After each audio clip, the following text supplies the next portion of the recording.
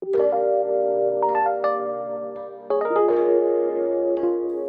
Philippines patil hi alung chiat te lul nen sap tong a thiam lo le a trap nui vur me.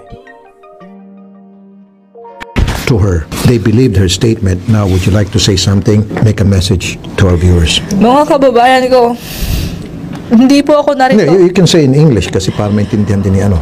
All my fellow Filipinos, now this is my side. Listen, look, and listen, and learn. Kanyamot.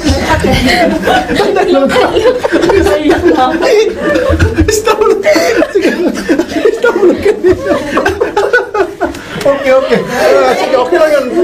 Okay. Tagalog na lang pala. Tagalogin mo lang sa mga kababayan naman natin pala to. Sige, huwag na stop, look, and listen. Ano yung trend? Parating ng PNR. Okay, sige. Ulit, tuloy lang. Poy ko'y tulan dan, mitam mutu ngay na alemron zihi, ang low ve kop may, masehemi manghian, an mansuk ve tawni. Now this just in, police officers in Lancaster, Pennsylvania were asking people to be on the lookout for a man who robbed a store. And I think we do have his description. Can we take that? Let's take his description.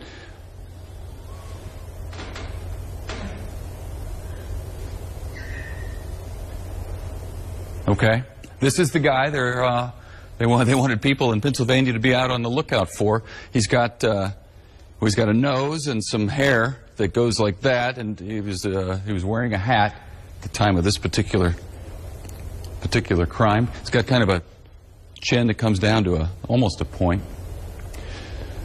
Stands about 5 feet 4 inches tall.